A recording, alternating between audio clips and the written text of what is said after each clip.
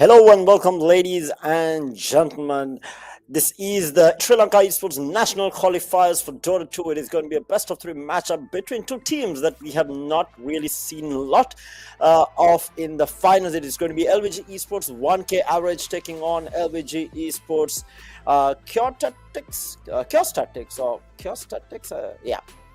I hope I'm not butchering the name, but yeah, we should be able to see the rosters on screen in a little while. But yeah, it has been a tough road for these two teams, but on the positive side, it is always nice to see new and upcoming teams fighting for a chance to represent the country.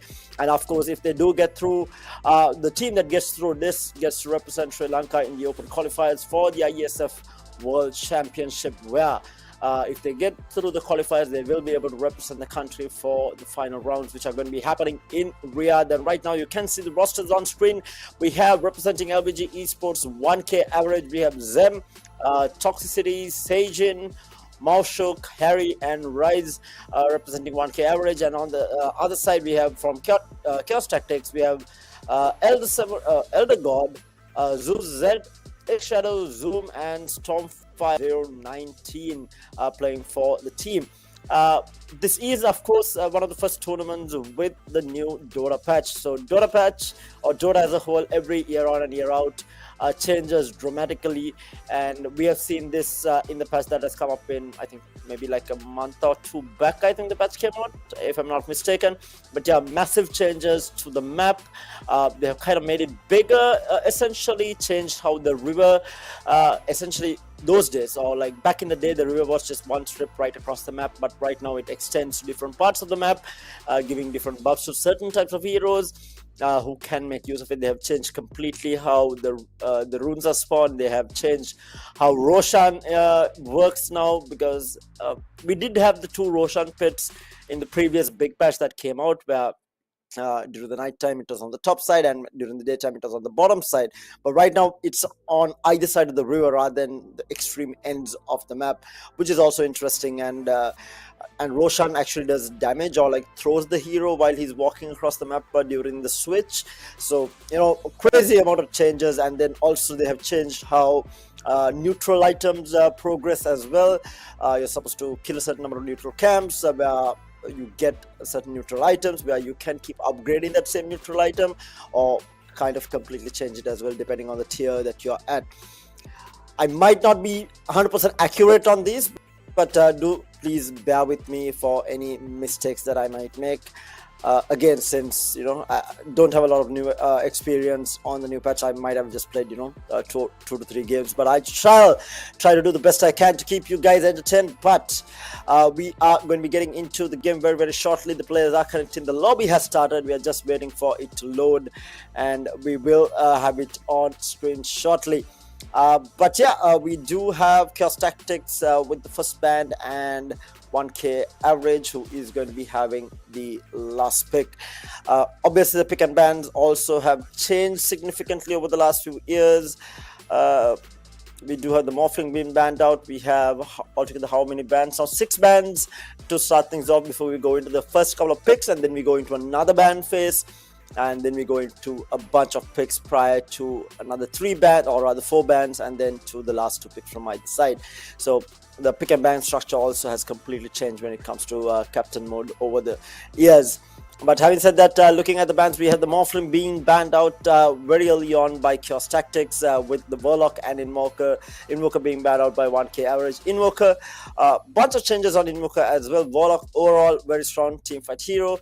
Shadow Shaman has been quite popular in the patch, so has the Silencer. Me personally, I love Silencer. I think it's overall one of the most broken heroes. There isn't a lot of ways of countering the global silence now, especially with the Reverberate, which is one of his facets. So, you know, there are things that have been changed on the hero, which makes him quite a viable hero. Lifestealer, probably one of the most popular picks in the current patch. I was looking at win rates the other day. Dazzle as well. Both these two heroes have been having very high pick rates. So quite nice to see teams up to date with the patches, picking up these heroes. They have banned out the Slark, probably my most favorite hero in the game. I think I have the highest number of games. I think I have 500 odd games on this hero. Was changed slightly, but overall the hero still remains the same, which is nice to see. I think after the last big change, which was Aghanims, where you get double pounds, I think there has not been too significant of a change on the hero. The Aghanim shard is coming with depth shard afterwards. I mean, this was all last year, so no significant changes on the hero. In the meantime, we have the Magnus being banned out. Magnus has been a staple ban over the years. Dota has certain heroes that has always been kind of within the patch, regardless of different patch upgrades, nerfs on heroes. They're essentially based on displacement. I would put it down to displacement. Any hero that can essentially take another hero out of the fight.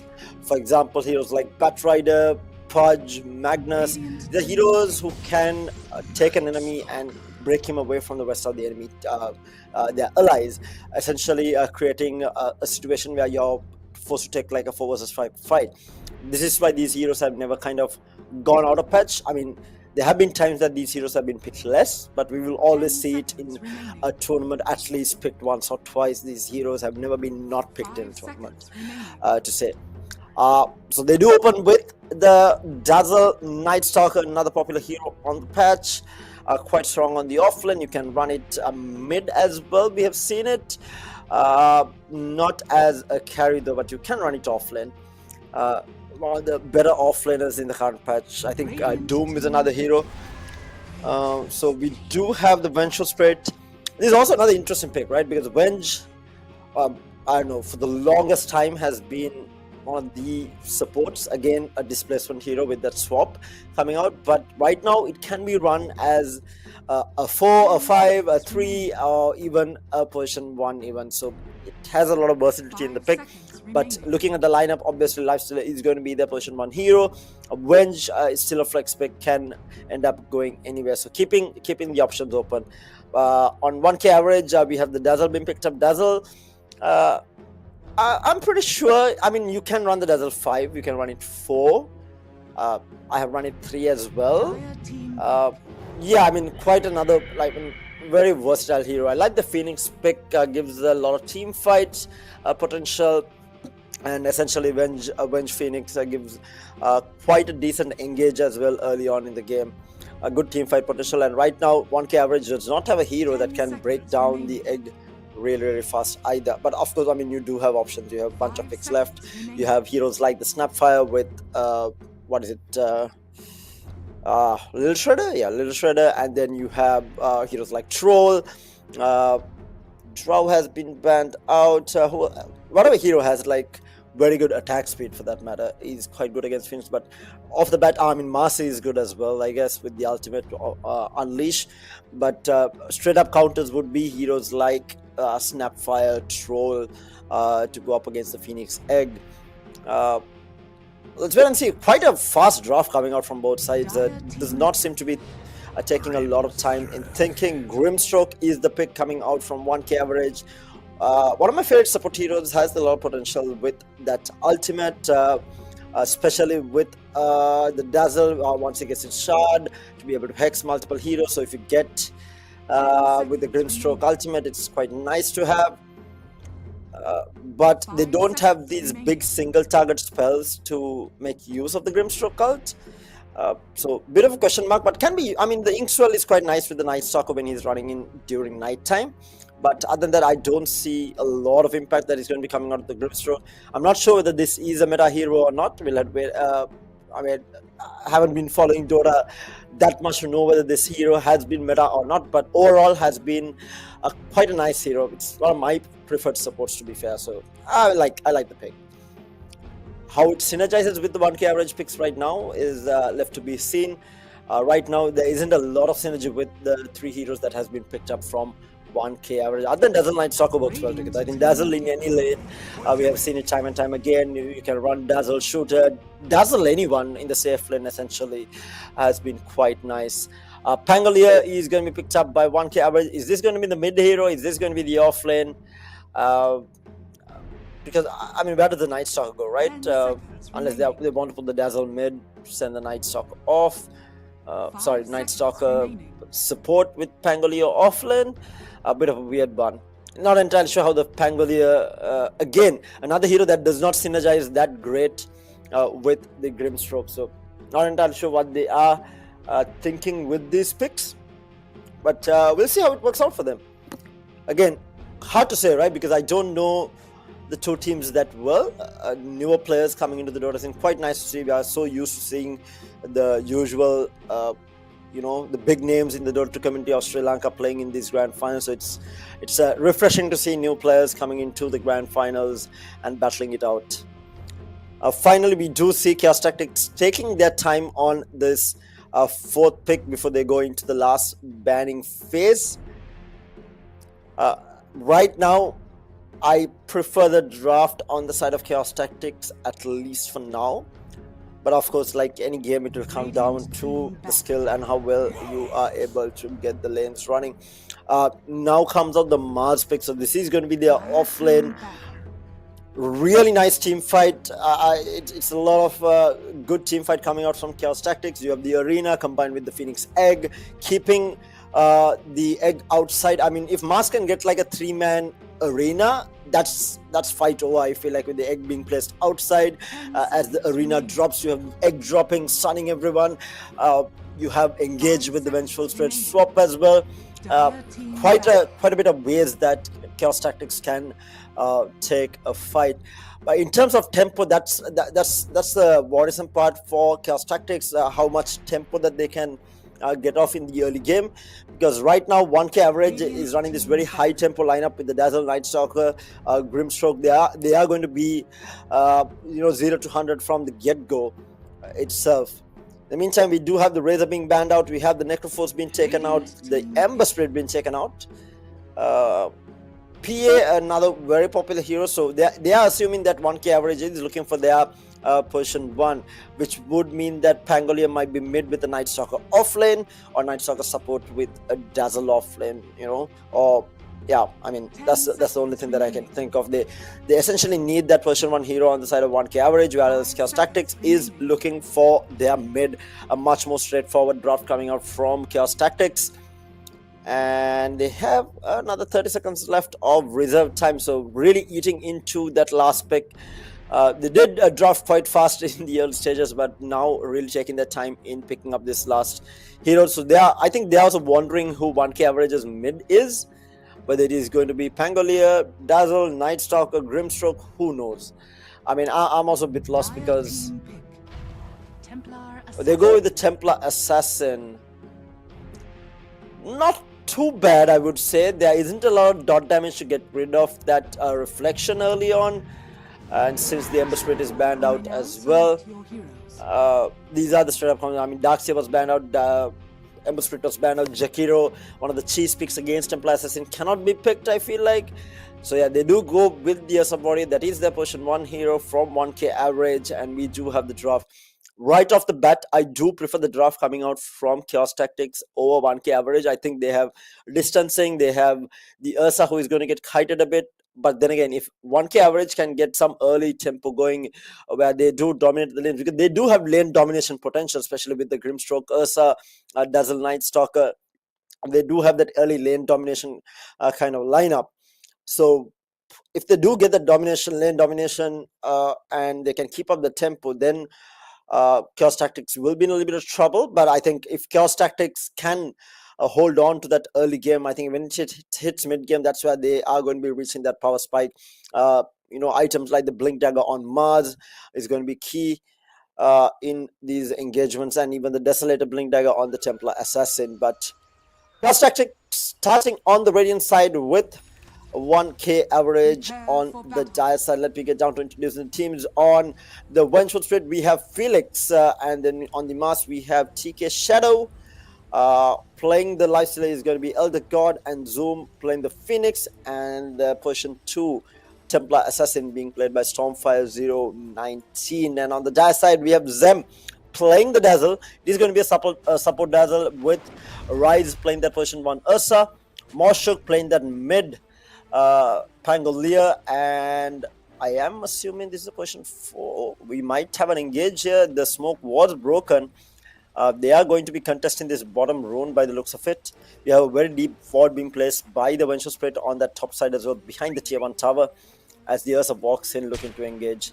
Again, the smoke has only been broken on the Ursa, so the rest of them have been smoked behind. They have a vague idea that this is happening, and in the meantime, we have Shadow raiding into the jungle to grab those runes. Then again, though,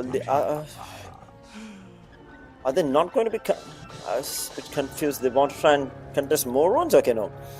So it's going to be runes divided on either side unless Dazzle wants to do something against this Templar Assassin. They are moving top already. So runes are essentially going to be traded out 1 for 1. Bottom rune, hello, okay. 1 for 1 rune trade-off going between the two teams. And they are going to be walking down. Did I see a TP? Did someone cancel a TP? Felt like I saw a TP from somewhere. Weird. TA versus Pangolier. I think TA is okay. I think Pangolier, if he's not careful, he's going to be having a little bit of trouble.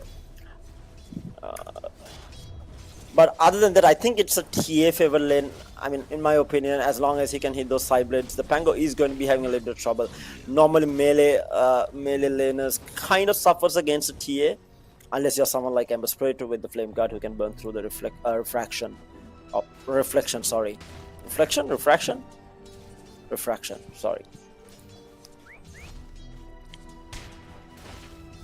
But yeah, I think when they get aggressive is when they do get level 3, and in the meantime on the top lane we do see first blood falling. That is going to be the Vengeful Spirit being run down by the Dazzle and the Poison Touch. This is why I love Dazzle lanes, right? Like especially if the carry gets involved as well, you can really run people down with Poison Touch. And if you do not keep the Dazzle in check, and if you're not able to reset that Poison Touch, it is going to be rough.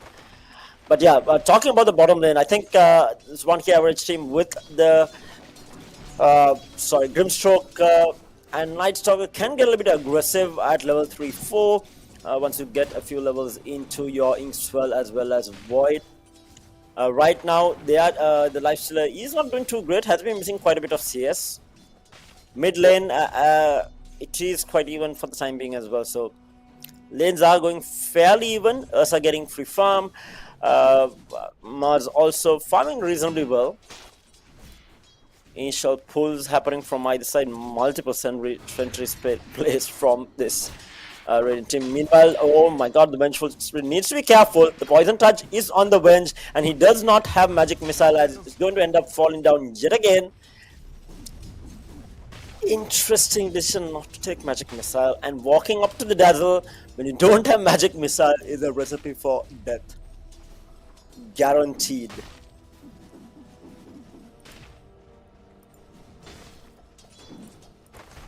The bottles are coming in for both the mid players. Couple of early kills. In the meantime, Lifestealer is going to be in trouble. The Inkswell goes up, the silence is taken out, but there is no rage as the Lifestealer falls down. And like I said, as you get a few levels on this Nightstalker Grimstroke, it's going to be a bit scary, especially with the harassment that the Grimstroke has been doing onto this Lifestealer. So, oh, Cooray coming in. Okay, too far away. But yeah, needs to be very careful walking in onto this duo on this bottom lane.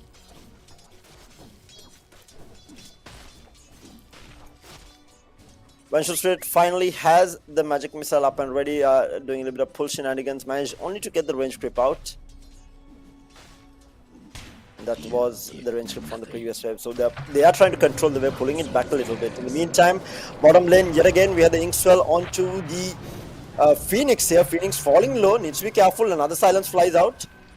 There is no stroke of it, but the Nightstalker comes in and the Void to clean things up, and they do find another 4 kills to nothing right now, favoring the 1k average team. Well. And we were talking about that earlier aggression they are going to be able to place, and they're doing exactly this.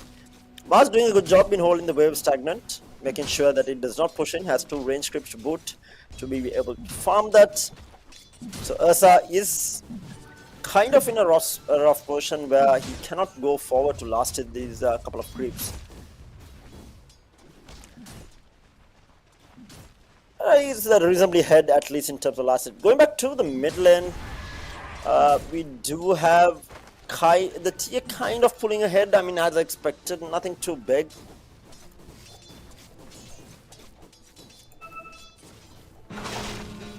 For the most part. 1 second. Alright, here we go. So, fiddling around with my settings a bit.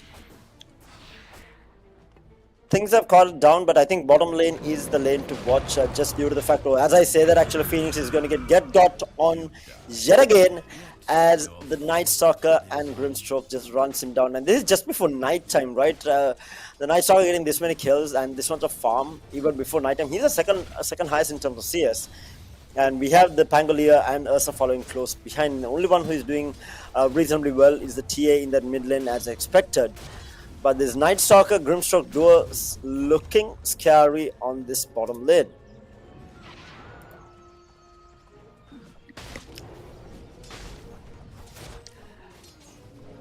Very happy with myself that I was able to call that this bottom lane is going to be rough for the Radiant team.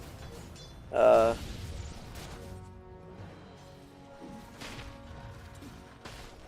our top lane, Dazzle is trying to get the wave back under control. In the meantime, we have another kill, and that was a solo pick-off by the Grimstroke onto the Phoenix.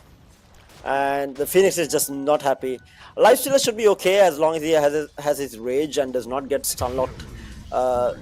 And in the meantime, top lane as well, we have the Dazzle picking up a kill onto the Mars. Unfortunate as the Vengeful Trade goes down on the top lane as well. Double kill picked up, and it's 8-0, and it's 6 minutes in. 1k average had to get a very early lane lead, and they have done exactly that. These lanes are just going horrendously for this Radiant team. In the meantime, we do have the Grimstroke, who has been able to rotate freely around the map. Center place down to make sure that the TA can't do any melt shenanigans on that mid lane, making sure that the Pangolier has a little bit of vision there. But yeah, TA seems to be the only one who is holding his own right now, whereas the rest of the lanes are going horribly. In the meantime, bottom lane, still a free farm. Top lane, Mars at least is farming okay. I think needs to be careful trying to keep the creep wave in check. I would have assumed that the Ursa might have tried to go on him, but would have been scared of the spear back onto the tower. Did not want to risk it. Maybe a little bit of chip damage would have been nice, but looking to play that safe. He doesn't really need to do too much right now in the early game. Yeah, as the Vengeful Spirit, who had gone back to stack, comes back. Actually, not to stack, actually pick up that Wisdom rune. Or Wisdom Shrine now, because it's not a rune anymore. You need to stand in the area to get the EXP. Not even sure what you call it. In the meantime, Dazzle getting a little bit of pulls off. Bottom lane, I think they might try to go on the Lifesteal trying to jungle, but as I say that, the Dazzle is trying to go on to the Mars here, falling down low, trying to play around the fog. They might get a written kill onto the Dazzle. Dazzle's running around on 1 HP. He's going to be able to get out. And the Poison Touch, and Ursa is level 6 as well. Yikes. That is definitely a rough lane. In the meantime, on the bottom lane, we do have the Night Stalker chasing down Elder God as he falls. So does the Phoenix. That's 11-0. A 4k net worth lead for 1k average, who is running circles around this CHAOTACTICS team. I mean, this lane is right now unplayable until it's daytime, right? Because every time someone shows up in the lane, they are going to be walking forward. Them looking at it with the Poison Touch, realized that Shadow was a little bit too far out of range for them to chase him down. But in the meantime, they won't try and turn this around. We do have the spear back onto the tower. Is it going to be enough damage? The grave is going to be there. And now Shadow is going to get run down. Needs to be careful. Ursa trying to run him down. Ursa does have the ultimate, but the Phoenix steeping in. With the Fire Spirit swap, Ursa does not even... yeah, he did not have the ultimate, or did he pop it earlier? I don't think he had the ultimate, so backed off from that. Almost a kill, but the grave keeping him in check. In the meantime, Fury Swipes are ripping into the Phoenix, who is going to be forced to dive away. Pangolier having rotated top as well, maybe looking for something, realizing that the enemy team is not chasing, will back off. Lotus spawn control has been held by the Dire team for the most part. I don't think the Radiant team even got one Lotus the entire time. Unfortunate. But look at this Night Stalker from 54 CS, the Ursa with 51 CS, just absolute free farm. Almost doubling the lifestealer on CS. They're now trying to triple lane this top, but they really can't do anything. I mean, even with the Phoenix staying around, who is so leveled down, they can't really do anything to the Ursa or really pressure him that much. So right now the option for CHAOTACTICS is to play around the ultimates. They need the ultimate on Mars and Phoenix to try and make a play on one of these farmed heroes. Ideally would be someone like the Night Stalker or the Ursa. In the meantime, lifestealer, there is no way that the Grimstroke is going to be able to kill the lifestealer alone. He just walks in and kills off the lifestealer. 12-0 right now, favoring 1k average with a 5k goal lead at 10 minutes, which is absolutely insane. 6-2 CS, 20 denies. And what does Night Stalker have? What is he going for is the question. Ahamed picked up Grimstroke, looking to pick up the Yule Scepter. A little bit of that extra control, especially with that Ink Swell, to be able to do something to land that stun. They're now cutting the creeper, trying to put pressure on this tier 1 tower. In the meantime, Silas is going to be there. We do have the Ink Swell as well, and this is the lifestealer going to die yet again. Double silence. We have the Grimstroke silence finishing, and then you have the Night Stalker silence to follow up. In the meantime, TA is going to be in a little bit of trouble. He's trying to fight up against both of them. The slow is going to be there, just not enough damage, as Mawshook is going to be able to bring him down 14-0 as they grab that kill onto the mid lane, and they will clean up the kill onto the Phoenix as well. And now the Vengeful Spirit comes in and will feed off another kill as 4 heroes die. 16-0, 7k net worth lead to the 1k average team, who is essentially running away with this game right now. Look at how far in they are playing, and there's nothing really that they can do, especially in the night time. Trying to contest that lane is just insane. Lifestealer should just completely ignore that lane. I was mentioning that they cannot, that lane is unplayable during the night time just because of how far ahead that duo lane has been.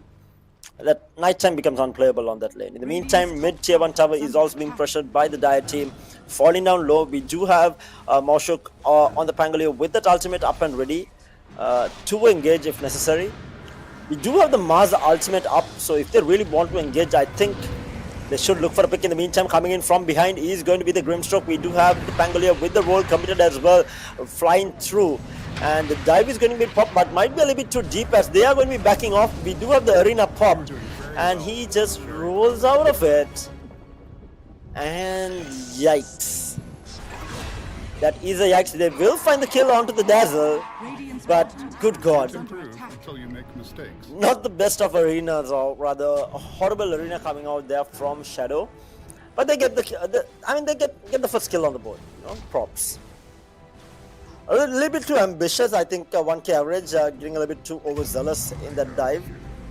But as I say that, there is another kill by the Grimstroke onto the TA. Where is the Grimstroke even? On the top lane.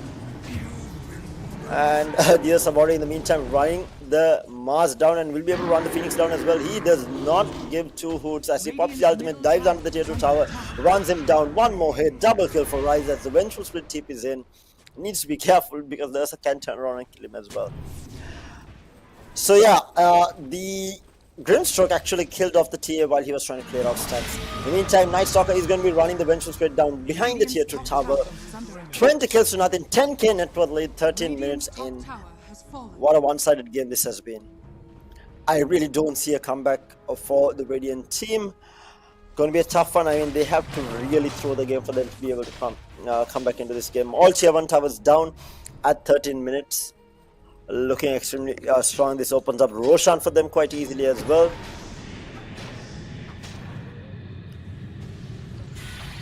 They are going to be pressuring the Phoenix yet again. Night Stalker coming in from the tree line with the ultimate. He's going to be able to clean him up. There is no stop action. Now the arena going to be utilized. It is going to be just to grab that kill onto the Dazzle, but Mars is going to end up dying, as so does the Vengeful Spirit. They are going to be able to run down the Mars as well. Pangolier with the Swashbuckle misses completely, but TOXICITY is going to be able to run him down as he picks up a triple kill, and he's on a godlike streak on this Night Stalker. Just the 2 heroes, the 2 cores. Position 1 and 2 left on that Radiant team after that engagement. Lifestealer still trying to farm it up trying to gain something. Dazzle, TA looking to pick up the Desolator. I mean, yes, they do need a miracle at this point. Does get an Orb of Destruction, giving a little bit of extra armor minus. Not entirely sure how much it is going to help. They need tons and tons of farm right now.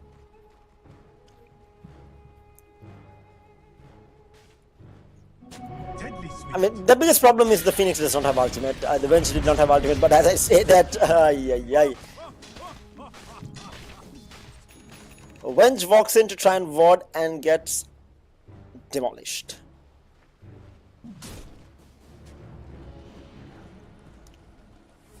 I think the Fog of War has to be changed because I cannot see the enemy. I mean, the Dire team.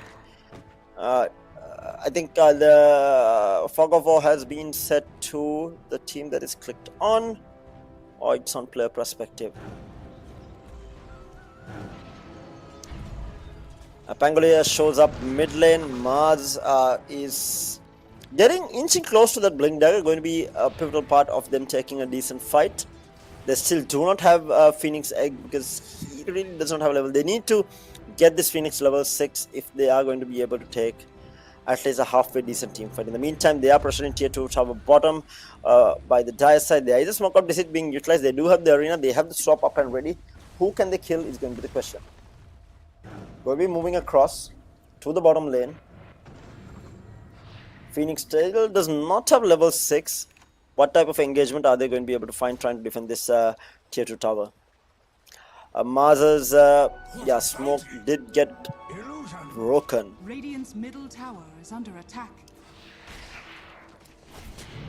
They should have done a full 360 in the meantime. There is a bit of deboarding going on. Pangolier pops the ultimate, does have the Inspel on top of him, jumps in. Ursa Warrior manages to clean up the Vengeful Spirit. I saw the Vengeful for a second and was gone the next. So, I mean, Pangol committed just for the support, but essentially at this point it does not matter. That team does not really care too much about this.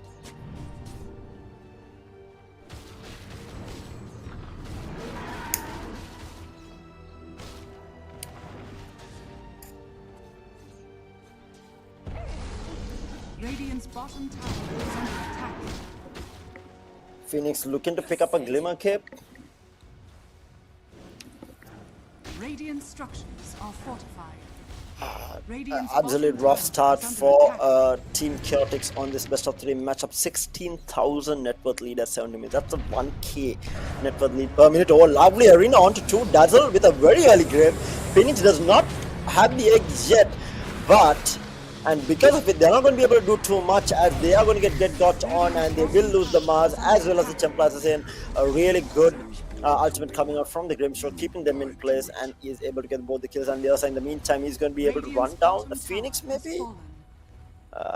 He's not. Oh, swap into the tower, needs to be careful. He pops the ultimate, will be able to get the kill onto the Phoenix, and the Vengeful Spirit essentially gets his teammates killed. And the other warrior is going to be saying thank you very much, and will be blinking out of dodge after a very free kill onto the Phoenix. Radiant's top tower is under attack.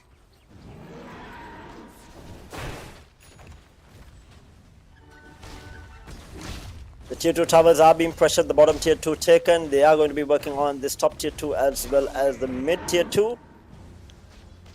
We are still waiting on the Phoenix ultimate. He does not have level 6, which is quite concerning for the Radiant team if he does not get this level 6. I mean, at this point I feel like it might be too late.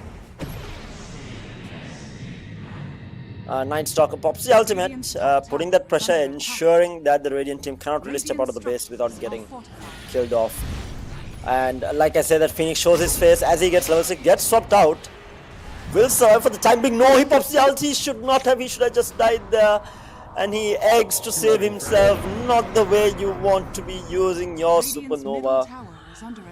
Ay, caramba. That is not the play that we wanted from the Phoenix. And now, even with the Blink Dagger initiation that is going to be coming out from the Mars, they don't have the team fight. Not without supernova. That was their only chance of taking a halfway decent fight. They committed swap.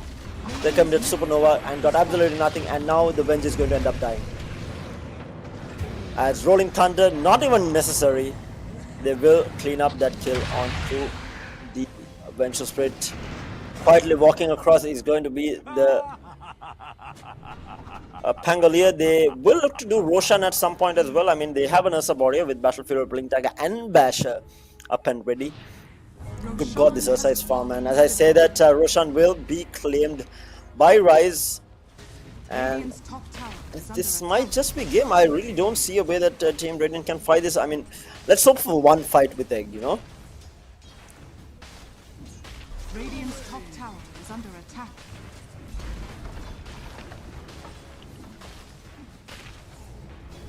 The last final outer tower being clubbed down by the Dire team here Radiant's top as they tower claim is another. fallen. He's going to be pushing forward into.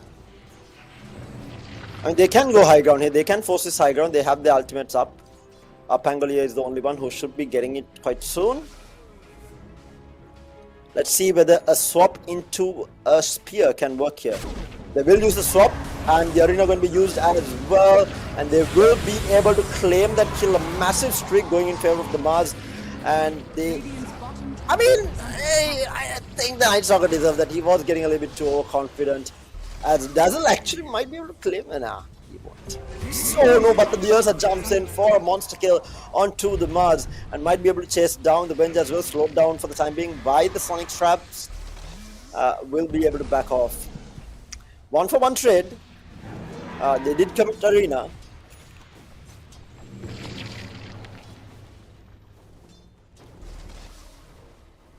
Night Stalker thinking that he was unkillable, gets swapped in. I don't think the arena was necessary. I think a spear into the tower would have been more than good enough. But they do commit it. I think at this point you do commit to whatever you can get. Look at the net worth difference. 14,000 on the Ursa compared to the 6,800 or 6,900 on the TA. Essentially double the net worth, more than double the net worth on the TA as well as the Lifestealer, who are the two cores on the Radiant team. But 22,000 net worth lead at the 21-minute mark. 1k average looking to close things out. Ursa going to be jumping in, gets swapped out. A spear misses completely the stun onto the Ursa, keeping the Venge in check here is going to be the Rolling Thunder coming out from the Pangolier. They will be able to claim that kill onto the Venge. Essentially nothing lost too much. He's going to be up in 20 seconds. They are quite low level. They are going to be up soon.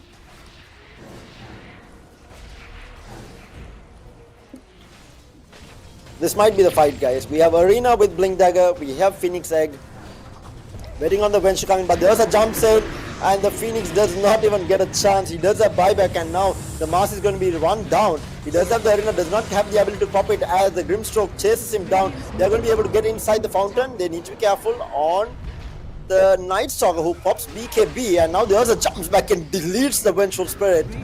Buyback still being held. He does get the buyback off, and the other side is going to get swapped into the fountain. He does have the Ages of Immortality. They're trying to keep him in check. I don't think he has the spear. In the meantime, they are going to be working on the racks. Ursa inside the fountain right now. He's going to finally fall inside the fountain. Another godlike streak ending. So a little bit of farm going towards the Radiant team, but a little bit too late in the day. They do not have the arena as well. I think they committed arena for that kill onto the Ursa inside the fountain. So. But good God, the damage from the Ursa.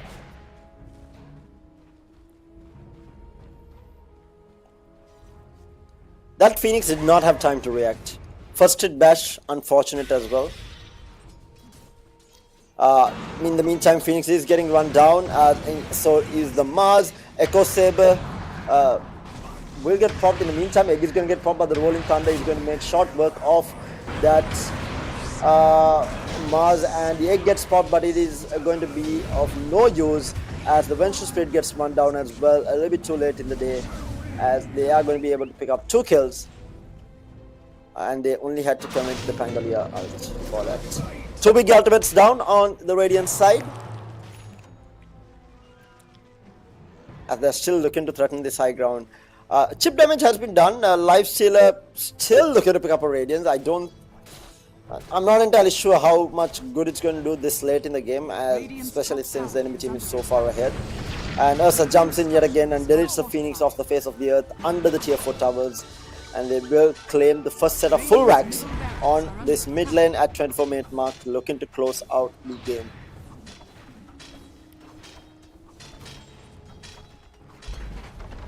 Radiant's middle barracks has fallen.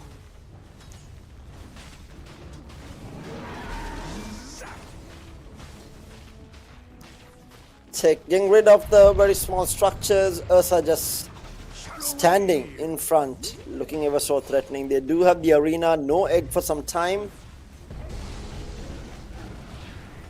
Radiant structures are Smoke has been utilized. They are going to be using the arena that is just going to be onto the dazzle, spear into the wall, and they will be able to grab that kill. But a good ultimate coming out from the Grimstroke will keep the Mars in check, as well as the Orchid coming out. We do have the Ghost Scepter popped on the Phoenix, still does not have egg, and he will get run down. There is buyback available, but holding on to it. Lightstalker needs to be careful. BKB popped and swap into the fountain to clean up the kill from the Vengeful Spirit. So they do end up getting a 2-for-2 trade, but they have lost their mid racks. Again, that team overextending a little bit, you know. Diving fountain. It's all over until the fat lady sings. Precious bounty.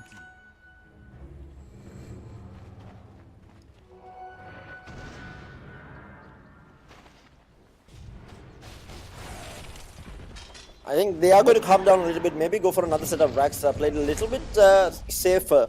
And we were talking about tempo. I think 1K average did a really good job in dominating the lanes and then converting it into just basically running the enemy team down. Ursa jumps in but blinked out immediately from the Mars. There is a magic missile onto two heroes. Ursa immediately takes it off with that ultimate. He's going to be able to walk out.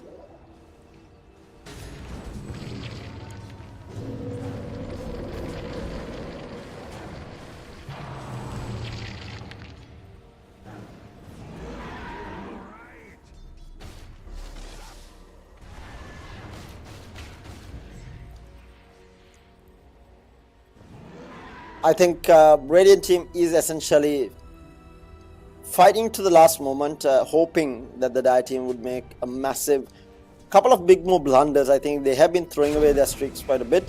Meanwhile, they just swap onto the dazzle, the spear back as well. They're going to be jumping in. They will find the kill onto the bench, so it's going to be a 1-for-1 trade, but a really good Grimstroke out coming out. And we have the Pangolier Wolves disrupting everyone trying to run away. The egg finally gets popped, but now the Ursa will club it down as they get the kill onto the Phoenix as well, and they will find the kill onto the bench. So it's a 2-for-1 trade so far, and the Lifestealer will back off. Arena was popped as well, basically not doing anything with it essentially. Hurricane Pike picked up on the TA. We do have the Infest on the Mars. Mars jumps in, silence immediately, and club down, and the Lifestealer comes out and will end up falling here most probably as well.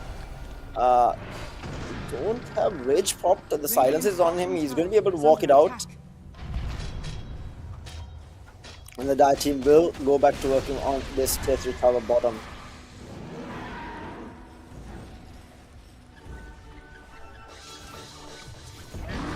Ursa jumps back in onto the TA, gets bashed up, but the Vengeful Spirit is going to be the one paying the price.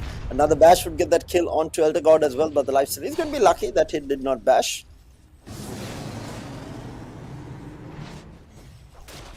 Phoenix no egg, and the Phoenix also goes Scepter. Needs to be careful. Lifestealer does not get bashed. He's going to be able to walk away with that Rage and the face puts most probably by the looks of that movement speed.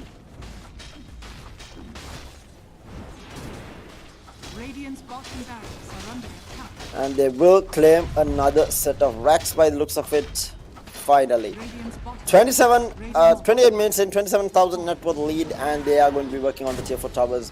In the meantime, there is a swap onto the Night Stalker. Night Stalker pops BKB immediately, and he's going to be able to walk away.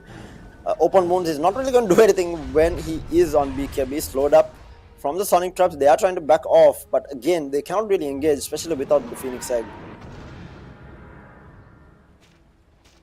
Oh yeah, we were talking about people who can kill the egg. Yeah. Ursa with the overpower can definitely kill the egg quite fast.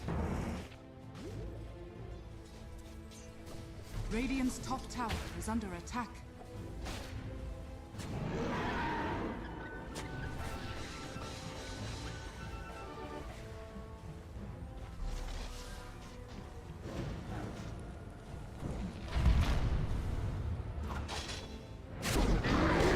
We have a swap on to the Ursa, stunned up under the tier 4 towers, and will get speared back under the tower as well, and they will find the kill onto the Ursa, massive kill. But what more can they do as the egg gets popped, so they can't really engage. In the meantime, Vengeful Spirit will get cleaned up. There is an arena onto the Dazzle. They can't really help the Dazzle for the time being, but can the Mars clean him up is the question. Dazzle pops the grave and he's going to be able to keep himself alive, and there was a buyback from the Ursa who joins back into the fight and will go to work on the tier 3 tower top, and the last set of racks on the Radiant side, and will jump onto the Phoenix yet again. Phoenix is going to be having the Door Scepter to be able to back off back into the fountain, and Ursa just putting pressure until his teammates will clean up the last set of racks on the side of Team CHAOTACTICS. Radiant's top barracks has fallen. The Dire now have victories.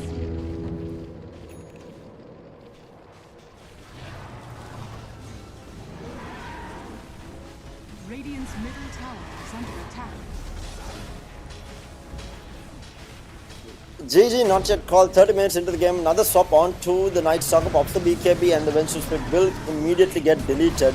Trying to go to work on the TA, but in the meantime Ursa gets speared back into the fountain. There's a lovely ultimate coming out from the Grimstroke. Can they clean people up? Yes, and they are diving fountain to find another kill onto the life scaler.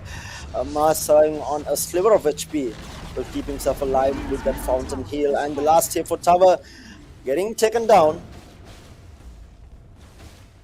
as they look to finish this on the side of 1k average.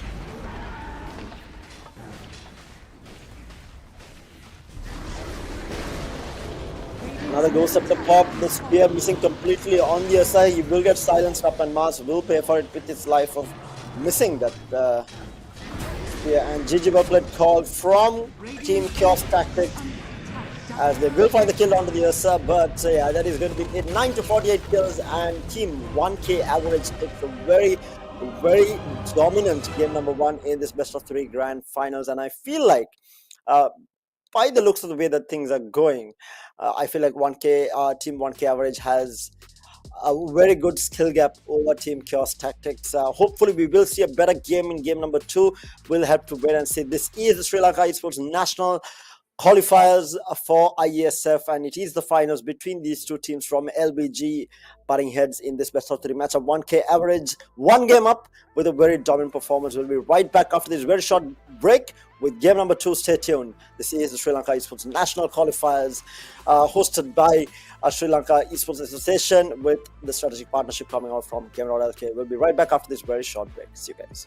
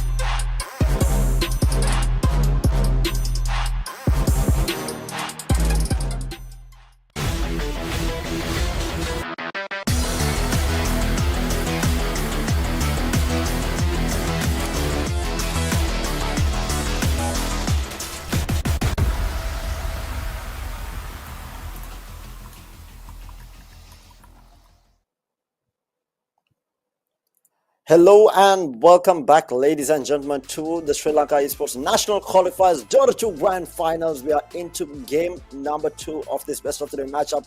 Team 1K Average taking game number 1 very convincingly, and Chaos Tactics falling behind quite significantly. Whether it is going to be, whether it is a massive skill gap or whether it was just down to the draft and nerves, we'll have to wait and see as we get into game number 2. Having said that, we are ready with the game number 2 draft. We are looking at the first couple of bands here. Very standard bands coming out from Chaos Tactics yet again. They have taken out the Night Stalker, which was a thorn in their side. They have taken out the Morphling as well as the Life Steal. In the meantime, same bands coming out from Team 1K Average with the Warlock, Invoker, Shaman and the Drow Ranger being taken out, and the same first pick with the Dazzle. I think Dazzle needs to be banned out. It's a very, very strong laner. I think it has to be prioritized, or you need to have a way of dealing with the Dazzle. And if you get behind in the laning stage against the Dazzle lane, it is going to be quite hard to recover. And that's exactly what we saw on the top lane. The safe lane from 1K Average just absolutely demolishing that top lane. Dazzle being able to play so aggressive, getting 2 kills very early on the bench spread, just really butchered their lane. In the meantime, Chaos Tactics will ban out the Ursa, which was another hero that was picked up by 1K Average. So 1K Average is going to be forced to pick certain different heroes, at least with 2 of their heroes being banned out quite early on. As I say that, we have Axe being banned out. This is the same ban from previous games, so their bans have remained the same. Their first pick remains the same, but I'm assuming the rest of the picks will have to be different, with heroes like the Night Stalker as well as the others being taken out of their hero pool to the bans from Chaos Tactics. But with that, they do pick up the Faceless Void. Whether this is an offlane Faceless Void or whether it is a position 1 is the question. But looking at the way that they have been drafting Team 1K Average, I feel like this might be an offlane Void, Faceless Void rather than a safe lane. So this is a position 3 Faceless Void, which we do see a lot these days. They do answer, Chaos Tactics do answer with their 2 support heroes, the Jakiro and the Lion, which is, I think, Lion going to be position 4 with the Jakiro being 5. Not too bad. Jakiro is actually quite strong, right? I was looking at a core Jakiro recently as well. It's quite effective. But whether what they can do with a support Jakiro and how effective it's going to be is yet to be seen, because I feel like 1K Average has been the overall better team in terms of laning, and they do get the Abaddon as well. So is this a position 1 Abaddon or offlane Abaddon? Wait, what did they pick last time? They did they did pick up the carry last time first, so hard to say. I feel like this might be the position 1 or position 3. I don't think it's mid. And they can swap it around for the Jakiro mid with the Abaddon support as well. I don't think that's the case.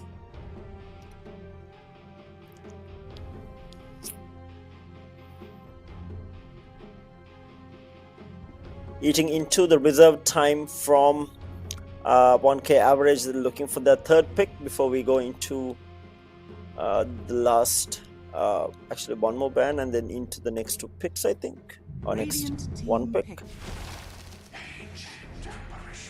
So a bit of a wombo combo coming out from 1K Average with the Ice Blast into the Chronosphere is what they're looking at on the other team. 1K Average, a very strong lane presence as well, good harass. 2 range support coming out from 1K Average, and they pick up the Magnus, which was banned out by Chaos Tactics last time around. Now I'm confused. I think maybe Mag is mid, because last time around as well they did pick up the mid laner as the 4th pick. So, and 1K Average team does not look to be a team that deviates quite a bit. They have gone with the same bands, the same first pick. So considering their drafting order, I feel like this might be another mid. I mean, this might be a mid Magnus rather than an offlane. Phantom Assassin. There we have it. We have LBG Esports Chaos Tactics picking up their position 1 PA. and SPA is 4. Not that we haven't seen that either. A lot of things have changed in Dota. Like I would have never thought that PA might be run person 4 at any given point, but we have been seeing it. I mean 4, not 5. Radiant team ban.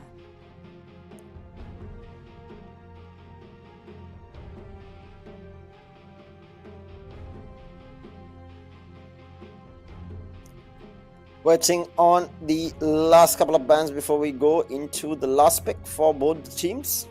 10 seconds remaining. Radiant team ban.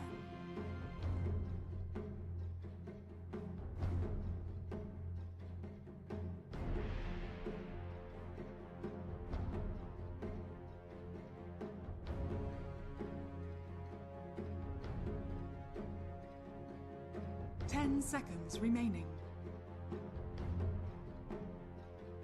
5 seconds remaining. We do have the shooter being banned out, Ember Spirit being taken out by 1k average. Team ban.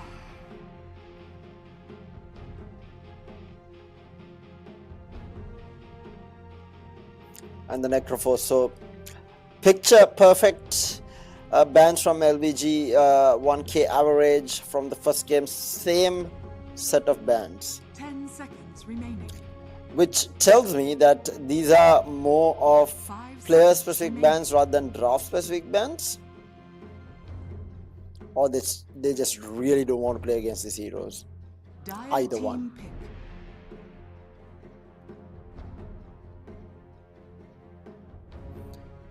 Death Prophet, that's interesting. Because to be fair, 1k average does not have decent tower hitters, which they did not have last time around as well. 10 seconds remaining. 5 seconds remaining.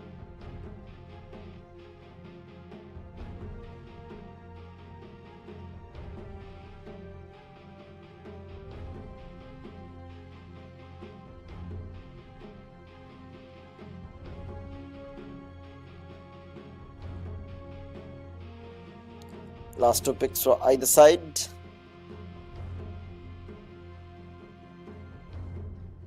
They're looking for a mid lane on the side of CHAOTACTICS.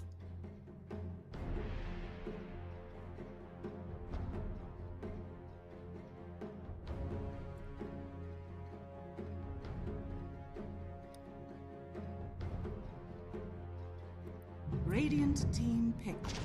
Mirana. And they pick up the Mowlana, okay.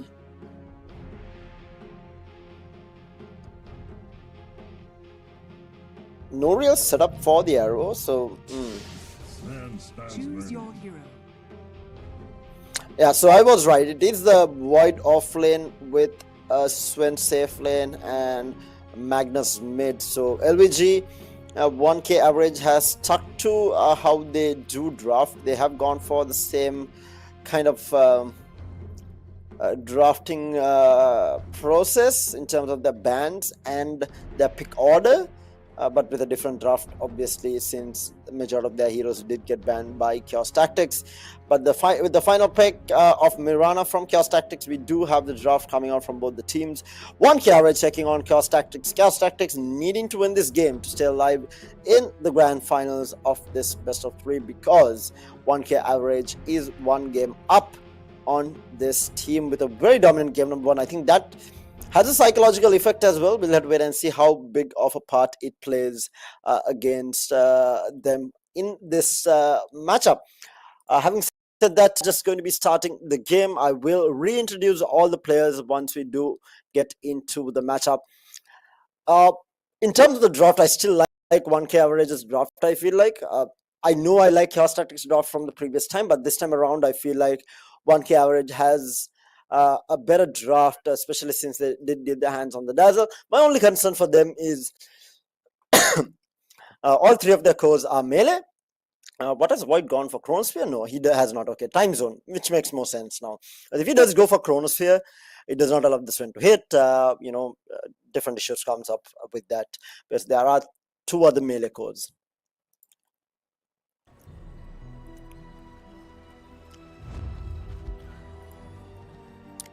A bit of a smoke on smoke action early on by the looks of it, and 1k average is going to be running into CHAOTACTICS. They might get the wraparound actually.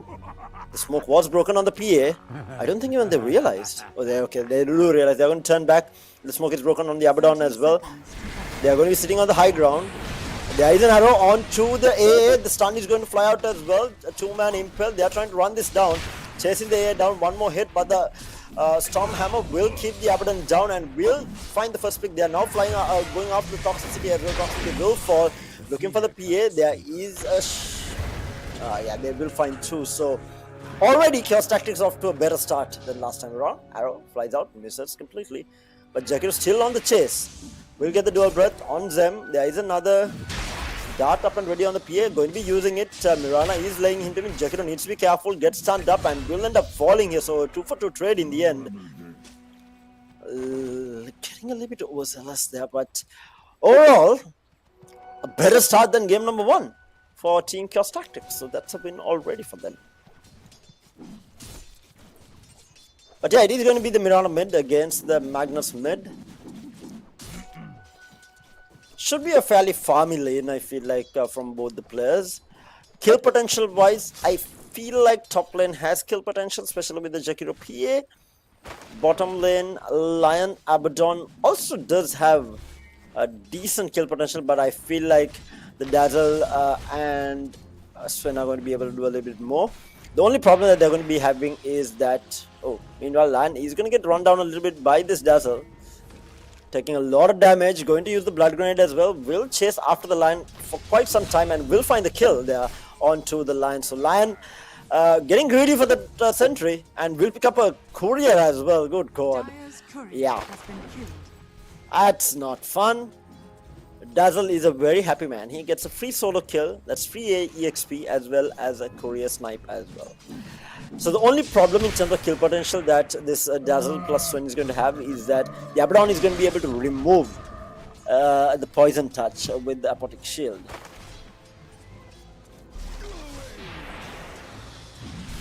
Yeah, like I said, immediately removed out, and the Dazzle is now going to get run down. There is a blood grenade. Impel up and ready, gets the two-man Impel, and they will find the kill onto the Dazzle. One more hit, and Shadow will pick up the kill. Mana being drained from RYZE, ensuring that he's not going to be turning around and throwing out one of those Stormhammers, keeping him in check.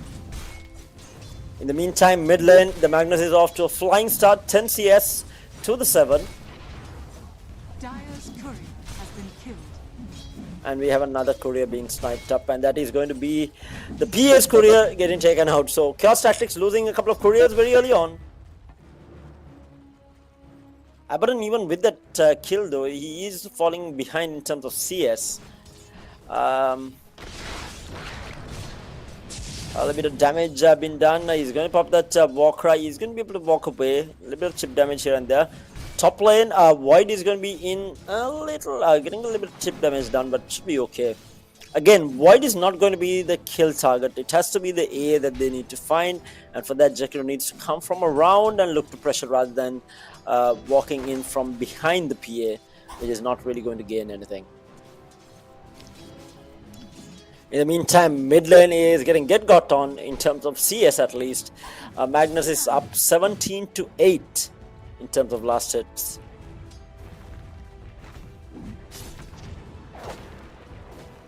Uses the Starfall to secure those creeps. In the meantime, top lane we do have the Jakiru getting run down. Magic stick popped, and they will be able to get out on the AA, and the Void is going to be able to get this kill on to the Jack. One more hit will clean it up, and Toxicity waves away Elder God as he gets that kill and walks out for free.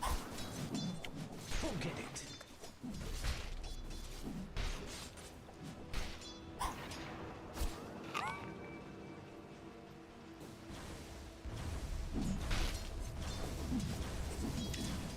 Yeah, that's another thing that obviously CHAOTACTICS needs to watch out for is the stick, because stick charges are going to be of plenty since the PA is using that dart to be able to farm.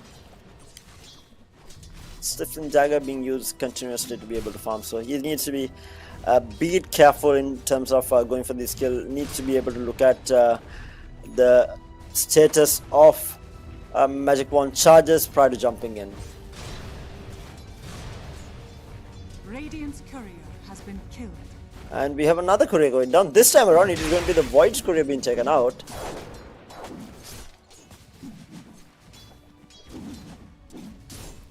Little by little now with getting those couple of levels in Starfall, he has been able to kind of catch up to in terms of CS, still around 10 CS behind, but considering the way that the lane was going, I feel like that's a lot better than what he was initially. But still the concerning fact is that the top 3 CS and most probably the top 3 net worth as well is going to be on the Radiant side in this early laning stage. 5 minutes into the game with the first bounty rune spawning. Zoom is going to be running down the AA, which is not going to gain anything. Will land the dual breath, and he is going to be dodging the arrow. He was standing in one place. Mawlana misses the arrow completely, and he's going to TP out since there is no way of stopping the TP with the arrow missing. Yikesies. Should have been a kill. Need to hit those arrows if they want to be able to get those kills, and going to be quite important in terms of morale boost. A couple of early kills, looking at the way that things started off in that previous game.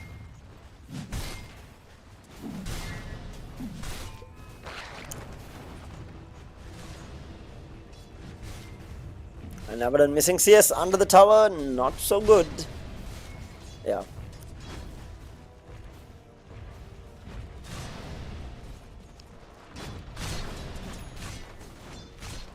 Experienced drone is also spawning in a minute's time. Dazzle already preparing for it with a very deep ward place.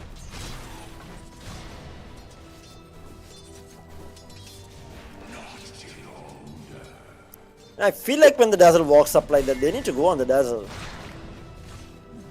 In terms of aggression, I feel like they haven't been putting aggression because it is a beefy lane, right? I mean, you have Abaddon to take out Poison Touch, even the Stormhammer from the Sven.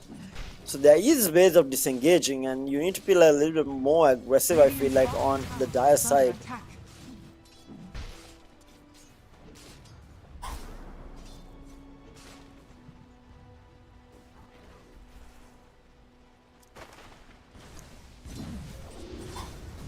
Mawlana has actually fallen further behind, as the Magnus is up to almost 42 CS over the 28 from the Mawlana.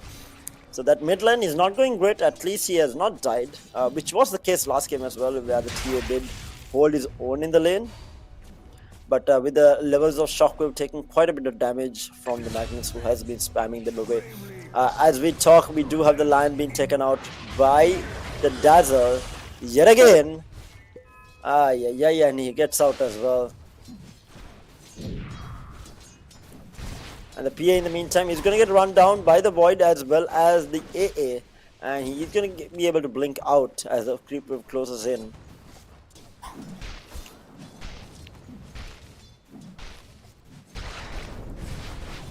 AA needs to be careful as the Lion now joins the top lane rather than the Jakiru. Jakiru has moved to the bottom lane.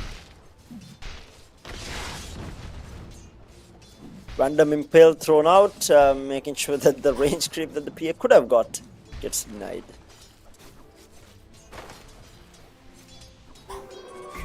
I think this is another problem with a lot of the newer players, is that the skill usage, they need to be careful. Again, stacking the Hex and the Impel both together is going to ensure that the Lion might actually go down here, but they was not in range enough to use his first skill. But now the PA is going to go down with the Cold Feet used, stunned up. There is another Impel coming off cooldown in a few seconds, but they are not going to force it, so very lucky there, I feel like. The Impel misses completely. Now this gives Toxicity a bit of an opening. He blinks forward, or rather time walks forward. Double bash. I don't think he was expecting that bash, otherwise he would have chased. Ugh. Very unfortunate.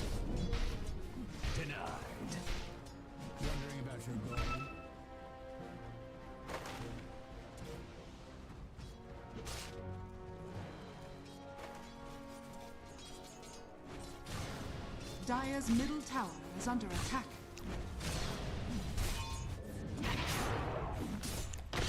Mid tower being taken out by these teams, and in the meantime trying to RP, gets Hex immediately but does have the RP on lock, uses the shockwave as well. The ice path blocking both the heroes. We will have a score out by the Magnus, but Dazzle will still get that kill off. Line is so strong, this hero is.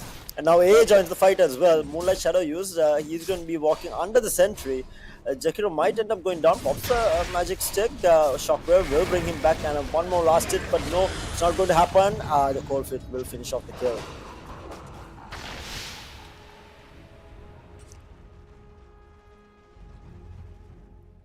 And we have the first disconnect of the series. Alright, I was wondering what was happening. I mean, Sri Lankan Dots. We have at least one pause per game, and I was wondering why it was. It didn't happen in game number 1, which was surprising on its own. But here we go. Second game, we do have the first pause of the series.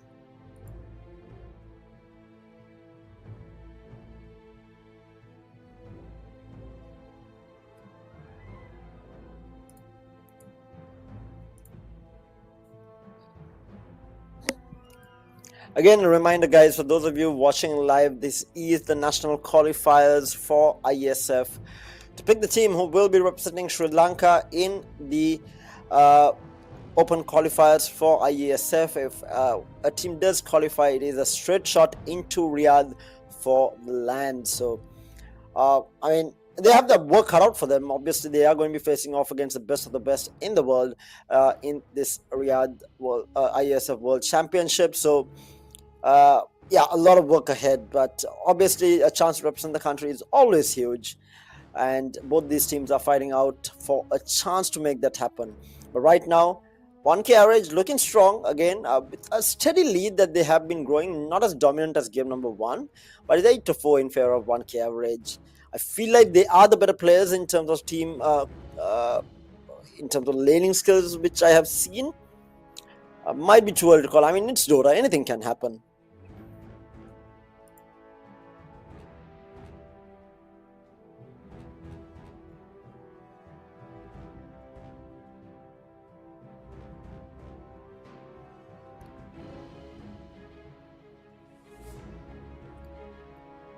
For those of you who are just joining, this is also hosted by the Sri Lanka Esports Association in collaboration with the strategic partner Gamer.LK, the pioneers of esports in the country for the last, I don't know, 10 years. I keep saying 10 years. I realize that so many years have passed since then. I think it's over 15 years now. I think it's around 15 because it was 2007. Yeah. Yeah, more than 15. Holy. Yeah, 17 years. Closing upon 20 years now for Gamer.LK, so that's a massive milestone. I feel like my repeat telecast of 10 years have kind of like stuck around, and that's why I keep saying 10 years, but it has been so many years since it has been 10 years. We are almost closing upon 20 years. In 2027 it will be 20 years for Gamer.LK.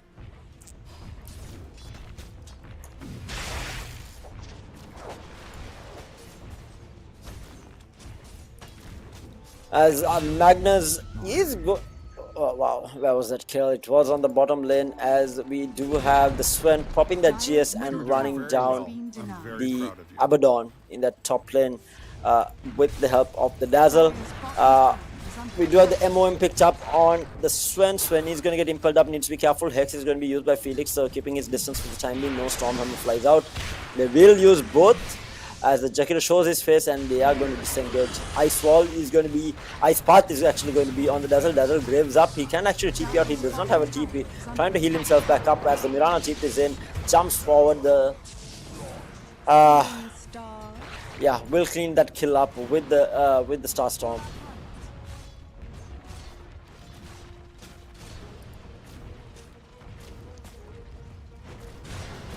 Dire's top tower is under attack. Dire's structures are fortified.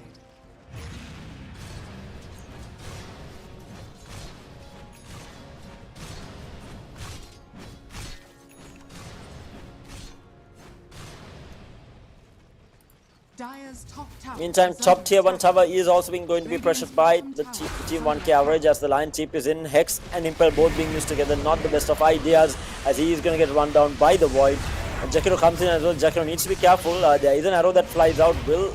Not an arrow actually, that was a PA dart flying out, and they will grab that kill onto the A. So a 1-for-1 trade, support for support being traded out.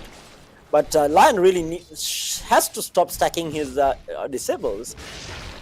Impel and Hex both being used together is not ideal. Void in the meantime will jump forward. He's going to be using that time dilation, and the Magnus comes in.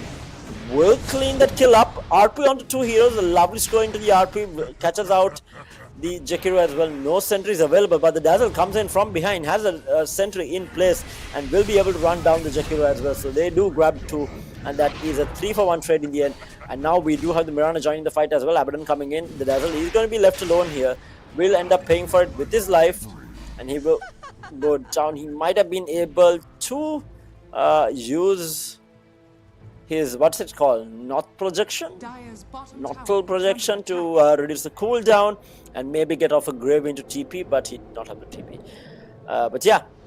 Twin Gates back to the bottom lane. 80 is going to be for the Abaddon, who does not really have anything right now. He does have the Orb of Corrosion and Face Boots only. In the meantime, Sven has completed his Echo Saber, and he's going to be chipping back out to base, and right on time as there were multiple heroes closing down in on him. Tier 1 tower top, just on a sliver of HP. I'm not sure why it has not been denied by the PA looking to pick up a Battle Fury. A naked Battle Fury, quite far behind in terms of farm compared to the Sven, who is at almost double the net worth, 7.2k net worth compared to the 5k on the PA. The tier 1 tower top falls. Not going to get claimed by anyone, but it does end up falling. So all tier 1 towers has been claimed by team 1k average, just like last game.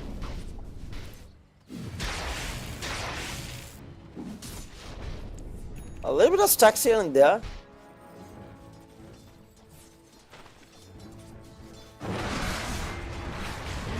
Oh wait, I did not know this facet on Magnus. I was wondering what the shockwave was. So he has 5 shockwaves, and oh, meanwhile we do have a bottom in the bottom fight.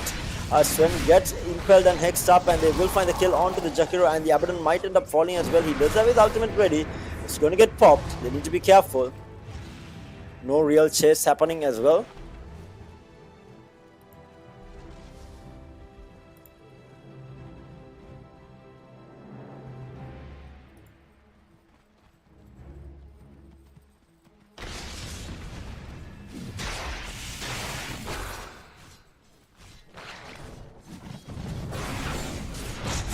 Meanwhile, oh good god, there is an RP onto the line committed, and they will clean up the kill. Dire's bottom tower is under attack. In the meantime, Sven will run the Abaddon down as well. Abaddon is going to be able to walk away. They need to be careful. There are other heroes coming in to play here. The Jakiro just looming around, ensuring that the Abaddon stays alive.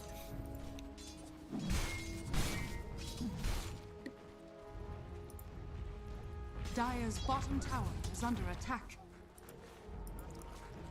And again, guys, this a reminder that the tournament is for the selection of the national team to represent or have a chance of representing Sri Lanka in the IESF World Tournament.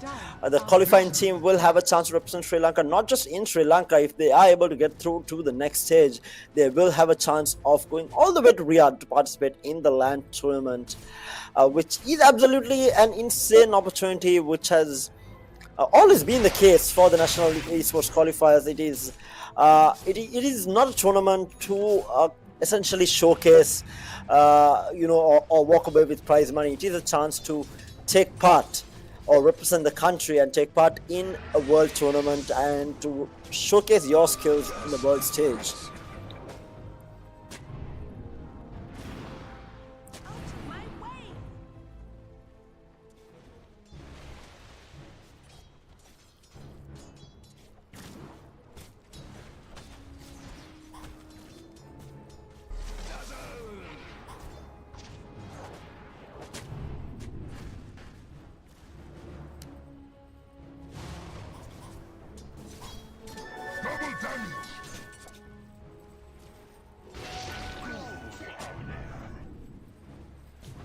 Meantime, a bit of a raid going on into the enemy jungle. PA needs to be careful. He has picked up a battlefield, so he has been increasing in farm.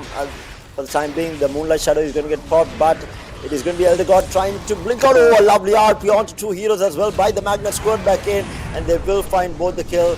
We do have the time zone being used by the Faceless Void, and it is going to be 2 kills. I'm not sure if the time zone was necessary there, but nevertheless, they will commit and they will find the kill onto the PA, who was essentially ramping up his farm with that Battle Fury, but he's going to be kind of useless in the fight due to the fact that he has an Heaven Sub. In the meantime, Sven walks in, kills off the Lion.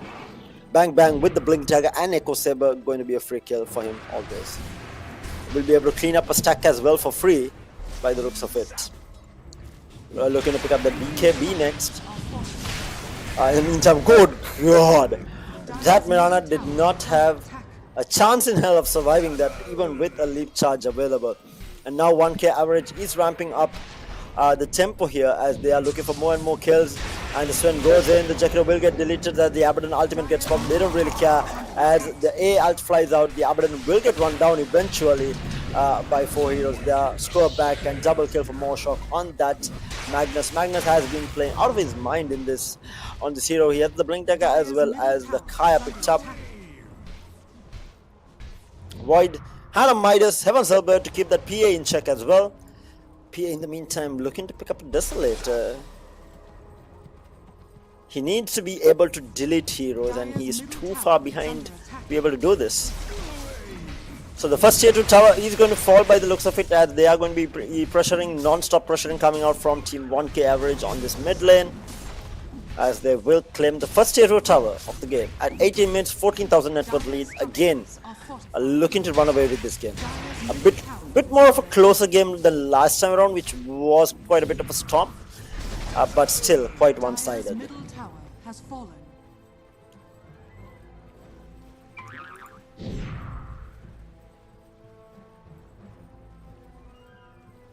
Radiant are scanning.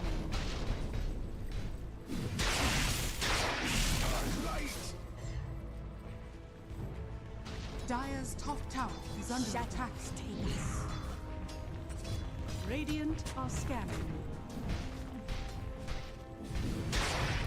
Meanwhile, Moonlight Shadow, the Dazzle places the sentry. Might have been a little bit too late in the day. Lion goes in. The Finger of Death going to be used on the Void, but the Void will survive as the RP lands on 2, but the Void actually ends up going down. In the meantime, on the backline, we have the Jackiro going down. PA finding a couple of kills. It is going to be the Void as well as the AA and Dazzle both going down, and the PA trying to TP out. Oh, just gets out in time. It's actually quite a decent fight for Team CHAOTACTICS there. Just due to the fact that it was a 3-for-3 trade, and they have more to gain due to the fact that 1k average is the team with the high net worth at this time. So getting a couple of streaks there, getting a bit more gold, and especially the PA surviving, getting 3 kills there is huge for the team. Radiant's bottom tower is under attack. Dire's top tower is under attack. PA with this Battle Fury, if we can keep up the pace, maybe, you know, get the Desolator BKB, be able to delete the support heroes right off the bat. BKB with a Basher, I feel like he has this opportunity to fight. And then what happens is the Magnus is going to be forced to keep that RP for the PA, essentially ignoring heroes like the Abaddon and Mawlana, who is also farming quietly.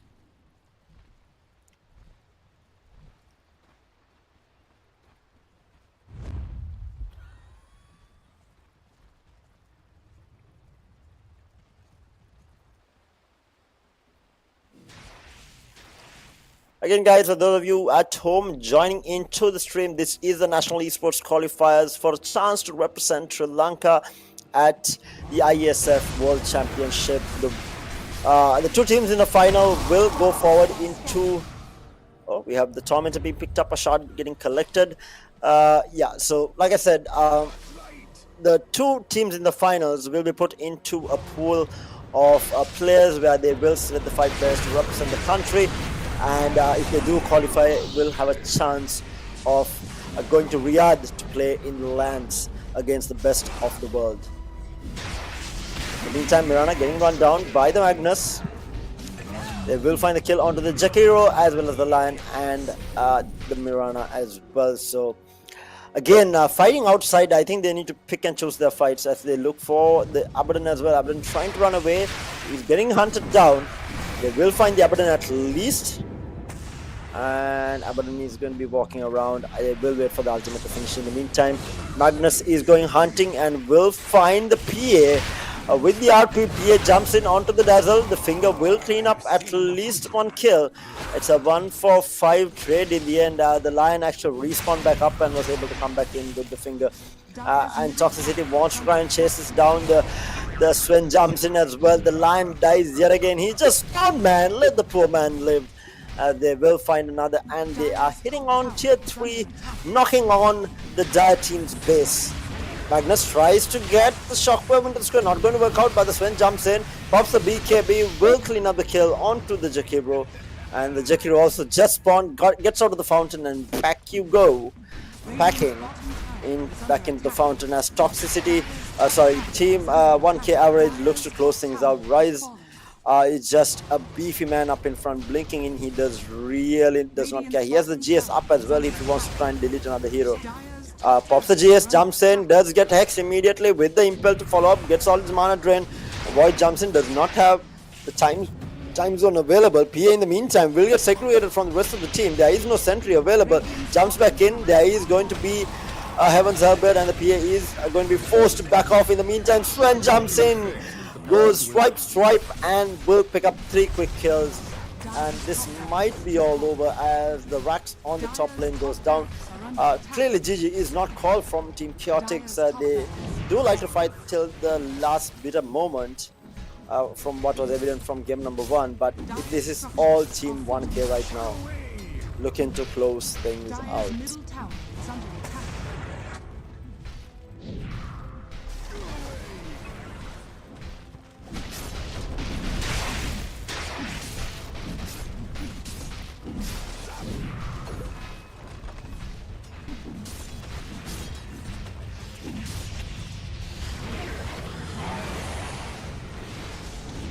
In the meantime, Impel onto 2 heroes. Dazzle will be in a little bit of trouble. Will be able to get the Grave back up.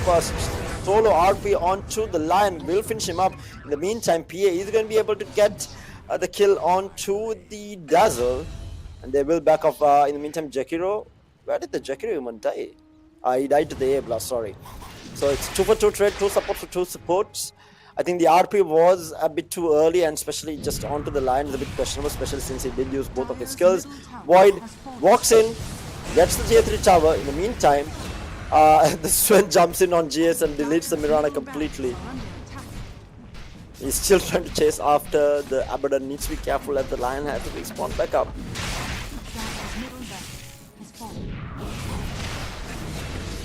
Oh good god, the damage coming out from the Sven. Pops the BKB. They will be running after the Lion, the 4-star forward, to bring the Lion back into the fold and will clean him up. It's a double kill beyond godlike streak for the Sven as they clean up the mid tier 3 as well as Rax, and the Sven jumps back in and a triple kill for him as he cleans up the Jakiro. And they will finally back off. Roshan is available if they want to play it safe and maybe, clean that up as well prior to try and ending the game. 19,000 net worth on the Sven, 30k net worth lead at 25 minutes, and it has just been an insane run from Team 1k average.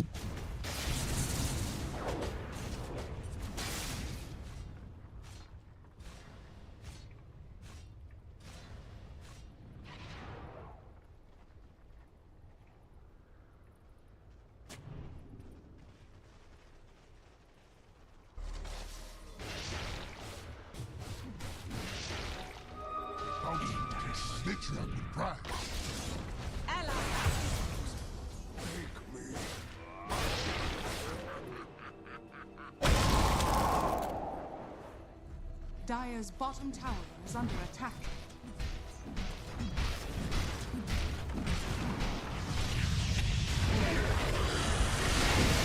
Oh, we do have the Void in a bit of trouble, but good god, the Sven jumps in with GS. 2 hits, 2 heroes dead.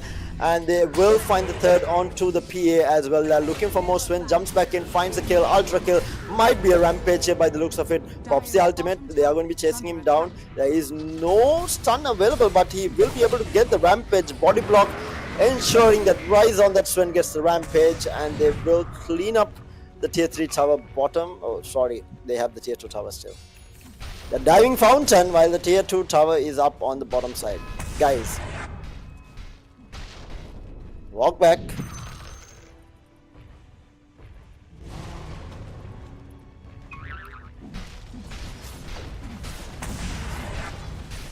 TOXICITY obviously helping his teammate get that rampage, the body block onto the Abaddon to ensure that Sven will end up getting that rampage, and they will look to go to work on the tier 3 tower. They're playing a little bit aggro. Dazzle in the meantime, keeping everyone at bay. It is going to be a kill onto the Lion. I don't think they even used anything. We'll find that kill immediately onto the Lion. I think they barely used anything for it. It was just the Dazzle ultimate and the shockwave from Magnus that cleaned up that kill onto the Lion. Last tier 3 tower to fall. In the meantime, the Sven does not give two hoots, jumps back in, gets the kill onto the PA. Looking for more, will find the kill onto the Jakiro as well. He is on absolute fire, looking for more, looking to dive fountain by the looks of it. A blast flies out, and GG, well played is called. There you have it, ladies and gentlemen. The selection finals for the national esports team comes to a conclusion with Team 1K average, with a very, very dominating best of 3, 2-0. And it was a complete stomp by Team 1K average over Team CHAOTACTICS. I think I'm not entirely sure whether CHAOTACTICS wasn't prepared or it was just a massive skill difference between the two teams. But having said that, massive congratulations to 1K average for winning out the grand finals in 2-0 fashion from LBG. Hats off to them for coming this far and taking the title as well. And hopefully they will be able to represent Sri Lanka to the best of their ability, and I wish them all the best as they represent Sri Lanka in the upcoming ISF qualifiers, where they will have a chance to grab themselves a spot in the Riyadh lands that are going to be happening for the World Championship, and where they will have the chance of going up against the best of the best when it comes to Dota 2. Having said that, we do have a couple of more grand finals coming up in the next couple of days, so do stay tuned into the Gamer.LK page to stay up to date with who is going to be having the chance to represent Sri Lanka in the ISF World Championship. Having said that, it is going to be me, Char, signing off for the time being. Again, a massive shout out to the Sri Lanka Esports Association for hosting the tournament, and the strategic partner Gamer.LK, who has been around for over 15 years, pioneering esports in the country. A massive shout out to them as well. But having said that, it is still Tuesday. It's a long week ahead, so hope you guys have a lovely week ahead. This is me, Char, signing off. Good night, guys.